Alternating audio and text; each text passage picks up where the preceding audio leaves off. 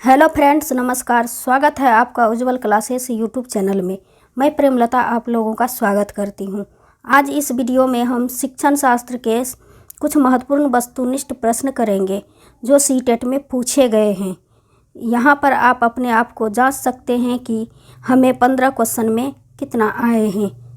शिक्षण शास्त्र के 6 भाग वीडियो अपलोड हो चुके हैं। अगर आप लोग अभी तक वो वीडियो नहीं देखे हैं तो उसे भी ज़रूर देखें। तो चलिए शुरू करते हैं। पिछले वीडियो में हमने 86 तक प्रश्न कर लिए थे, आज उससे आगे के करेंगे। तो चलिए शुरू करते हैं। प्रश्न संख्या 87 पुनर्बलन सिद्धांत है स्किनर का, मास्लो का, वुडवर्थ का, थॉर्नडाइक का। तो इसका सही आंसर हो जाएगा पुनर्बलन सिद्धांत ने दिया है स्किनर ने, तो इसका सही आंसर हो जाएगा ऑप्शन ए स्किनर का। बढ़ते हैं अगले प्रश्न की ओर। प्रश्न संख्या 88 निम्नलिखित में से कौन सा सिद्धांत छात्रों के व्यवहार को वांछित स्वरूप तथा दिशा प्रदान करने में शिक्षकों की सहायता करता है? ऑप्शन है अंतर्दृष्टि सिद्धांत, प्रयास एवं त्रुटि का सिद्धांत, अनुकरण का सिद्धांत, अनुभवजन्य अधिगम सिद्धांत। तो इसका सही आंसर हो जाएगा ऑप्शन बी प्रयास एवं त्रुटि का सिद्धांत। यह सिद्धांत प्रतिपादक हैं थॉर्नडाइक। इस सिद्धांत को थॉर्नडाइक ने 1858 ईस्वी में प्रतिपादित किया था। इसका सही आंसर हो जाएगा ऑप्शन बी। बढ़ते हैं अगले प्रश्न की ओर। प्रश्न संख्या 89 निम्नलिखित में से अधिगम की कौन सी प्रणाली बालकों को सामाजिक समायोजन में मदद करती है? ऑप्शंस हैं औपचारिक प्रणाली, अनौपचारिक प्रणाली, औपचारिक एवं अनौपचारिक दोनों, उपरोक्त में से कोई नहीं। तो इसका सही आंसर हो जाएगा औपचारिक प्रणाली भी नहीं होगा, अनौपचारिक प्रणाली भी नहीं होगा, उपरोक्त में से कोई नहीं। तो इसका सही आंसर औपचारिक एवं अनौपचारिक दोनों मदद करती है सामाजिक समायोजन में। तो इसका सही आंसर हो जाएगा ऑप्शन सी। बढ़ते हैं अगले प्रश्न की ओर। प्रश्न संख्या 90 बच्चों के सीखने की प्रक्रिया में इनमें से किसका महत्वपूर्ण योगदान है? ऑप्शंस है केवल माता पिता का, केवल शिक्षक, माता पिता एवं शिक्षक, केवल मित्र। तो आप यहाँ पर देख सकते हैं केवल माता पिता आ गया है, ये भी ऑप्शन कट गया।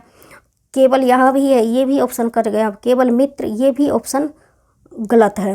तो इसका सही आंसर हो जाएगा ऑप्शन सी माता पिता एवं शिक्षक बच्चों की सीखने की प्रक्रिया में महत्वपूर्ण भूमिका निभाते हैं, माता पिता एवं शिक्षक। तो ऑप्शन सी इसका सही आंसर है। बढ़ते हैं अगले प्रश्न की ओर। प्रश्न संख्या 91 शिक्षार्थियों का आत्मनियमन और संकेत करता है। ऑप्शन है विद्यार्थियों के व्यवहार के लिए विनियम बनाना, विद्यार्थी निकाय द्वारा बनाए गए नियम विनियम, स्व अनुशासन एवं नियंत्रण, अपने सीखने का स्वयं पर्यवेक्षण करने की योग्यता। तो यहाँ पर दिया गया है आत्म नियमन, तो विद्यार्थियों के व्यवहार को, तो ये भी ऑप्शन गलत हो जाएगा। विद्यार्थियों के शिक्षण द्वारा बनाए गए नियम एवं विनियम, ये भी ऑप्शन गलत है। स्व अनुशासन एवं नियंत्रण, स्व अनुशासन इसका सही आंसर नहीं होगा। आत्म विनियम जो है अपने सीखने का स्वयं पर्यवेक्षण करने की योग्यता, शिक्षार्थियों का आत्मनियमन अपने सीखने का स्वयं पर्यवेक्षण करने की योग्यता की ओर संकेत करता है। तो ऑप्शन डी इसका सही आंसर है। बढ़ते हैं अगले प्रश्न की ओर। प्रश्न संख्या 92 सामाजिक अधिगम का सिद्धांत निम्नलिखित में से किस घटक पर बल देता है? ऑप्शंस हैं प्राकृतिक, पोषण, अनुकूलन, पाठ संशोधन। तो इसका सही आंसर हो जाएगा ऑप्शन बी पोषण। सामाजिक अधिगम का सिद्धांत पोषण के घटक पर बल देता है। तो ऑप्शन बी इसका सही आंसर है। प्राकृतिक नहीं होगा, अनुकूलन भी नहीं होगा, पाठ संशोधन नहीं होगा। तो इसका सही आंसर ऑप्शन बी है। बढ़ते हैं अगले प्रश्न की ओर। प्रश्न संख्या 93 बच्चे फिल्मों में दिखाए गए हिंसात्मक व्यवहार को सीख सकते हैं। यह निष्कर्ष निम्नलिखित में से किस मनोवैज्ञानिक द्वारा दिए गए कार्य पर आधारित हो सकता है। ऑप्शन है Thorndike, J B. Watson, Albert Bandura, Jean पियाजे। तो ये आंसर हो जाएगा ऑप्शन सी, अल्बर्ट बंडूरा ने पहले बच्चों को फिल्म में दिखाए, उसके बाद जो है ना उस पर निष्कर्ष निकाला। तो इसका सही आंसर हो जाएगा अल्बर्ट बंडूरा, ऑप्शन सी। बढ़ते हैं अगले प्रश्न की ओर। प्रश्न संख्या 94, सीखने के बारे में निम्नलिखित कथनों में से कौन सा कथन एक सत्य है? ऑप्शंस हैं, सीखना कौशल के संचय के समान है, सीखने को सामाजिक क्रियाएं सुविधा देती हैं, सीखना एक निष्क्रिय ग्रहणशील क्रिया है, सीखना शिक्षार्थी के पूर्व ज्ञान पर आधारित नहीं है। तो यहाँ पर आंसर ये सीखना कौशल के संचय के समान है, ये ऑप्शन गलत है। सीखना एक निष्क्रिय ग्रहणशील क्रिया है, ये भी ऑप्शन गलत है। सीखना शिक्षार्थी के पूर्व ज्ञान पर आधारित नहीं होता है, ऐसा नहीं है, पूर्व ज्ञान पर आधारित होती है।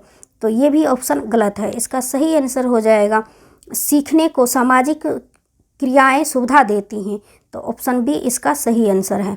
बढ़ते हैं अगले प्रश्न की ओर। प्रश्न संख्या 95, कक्षा तक पहुंचने वाली बच्चों की भोली अवधारणाओं को जानना।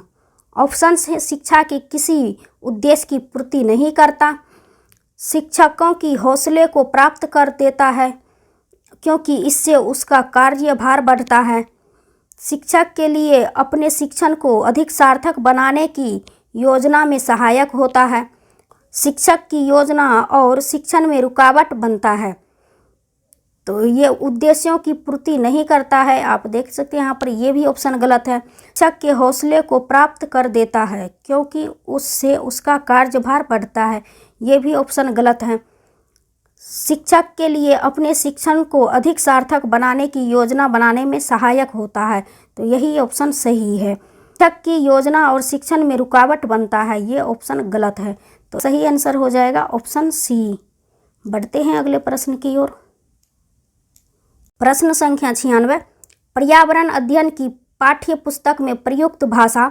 ऑप्शंस हैं, परिभाषा पर बल देते हुए औपचारिक बनाई जानी चाहिए, तकनीकी और औपचारिक होनी चाहिए, बच्चे की दिन प्रतिदिन की भाषा से संबंध होनी चाहिए, रूखी और बच्चे के द्वारा समझने में कठिन होनी चाहिए। तो यहाँ पर पर्यावरण अध्ययन की पाठ्य पुस्तक में प्रयुक्त भाषा जो है परिभाषाओं पर बल देता है, ये भी ऑप्शन गलत है। तकनीकी और औपचारिक होनी चाहिए, ये भी ऑप्शन गलत है। रूखी, यहाँ पर आप देख सकते हैं कठिन शब्द आ गया है, तो ये ऑप्शन गलत है। तो इसका सही आंसर हो जाए बच्चे की दिन प्रतिदिन की भाषा से संबंध होनी चाहिए। तो ऑप्शन सी इसका सही आंसर है। बढ़ते हैं अगले प्रश्न की ओर।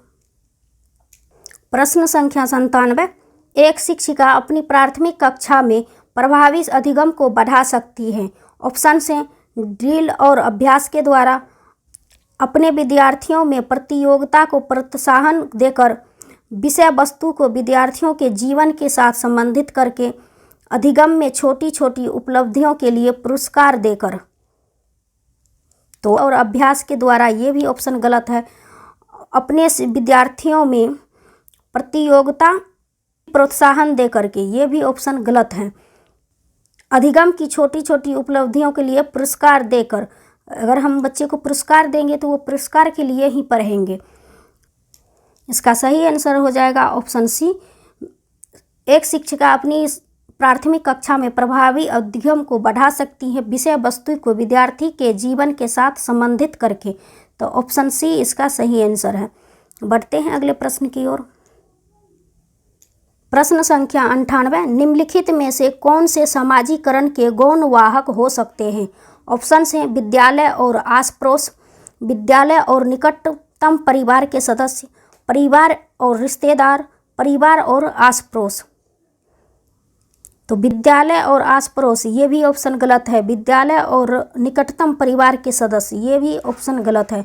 परिवार और रिश्तेदार, ये भी ऑप्शन गलत है। परिवार और आस पड़ोस, इसका सही आंसर है ऑप्शन डी, परिवार और आस पड़ोस। तो इसका सही आंसर है ऑप्शन डी। बढ़ते हैं अगले प्रश्न की ओर। प्रश्न संख्या 99, जीन पियाजे के अनुसार अधिगम के लिए निम्नलिखित में से क्या आवश्यक है? ऑप्शन है वयस्कों के व्यवहार का अवलोकन, ईश्वरीय न्याय पर विश्वास, शिक्षकों और माता पिता पुनर्वलन, शिक्षार्थियों के द्वारा पर्यावरण की सक्रिय खोजबीन। वयस्कों के व्यवहार का अवलोकन, ये भी ऑप्शन गलत है। ईश्वरीय न्याय पर विश्वास, ये भी ऑप्शन गलत है। शिक्षकों और माता पिता पुनर्वलन, ये भी ऑप्शन गलत है। इसका सही आंसर हो जाएगा ऑप्शन डी, जीन पियाजे के अनुसार शिक्षार्थी के द्वारा पर्यावरण की सक्रिय खोजबीन। तो इसका सही आंसर हो जाएगा ऑप्शन डी। बढ़ते हैं अगले प्रश्न की ओर। प्रश्न संख्या 100, लिंग है शारीरिक संरचना, सहज गुण, सामाजिक संरचना, जैविक सत्ता। तो लिंग जो है सामाजिक संरचना है, तो ऑप्शन सी इसका सही आंसर है। बढ़ते हैं अगले प्रश्न की ओर। प्रश्न संख्या 101, बुद्धि के बारे में निम्नलिखित कथनों में से कौन सा कथन सही है? ऑप्शन है बुद्धि बहुआयामी है, जिसमें बुद्धि परीक्षणों के द्वारा पूर्ण रूप से परिमेय न की जाने वाली कई योग्यताएं शामिल है। बुद्धि अभिसारी रूप से सोचने की योग्यता है। बुद्धि अनुभव के परिणाम के रूप में व्यवहार में एक अपेक्षाकृत अस्थायी परिवर्तन है। बुद्धि एक आनुवांशिक विशेषक है, जिसमें मानसिक गतिविधियां जैसे स्मरण एवं तर्क शामिल होते हैं। तो बुद्धि एक अभिसारी रूप में सोचने की योग्यता है, ये भी ऑप्शन गलत है। बुद्धि अनुभव के परिणाम के रूप में व्यवहार में एक अपेक्षाकृत अस्थायी परिवर्तन है, परिवर्तनशील होते हैं, यहाँ पर अस्थायी दिया गया है, तो ये ऑप्शन गलत हो जाएगा।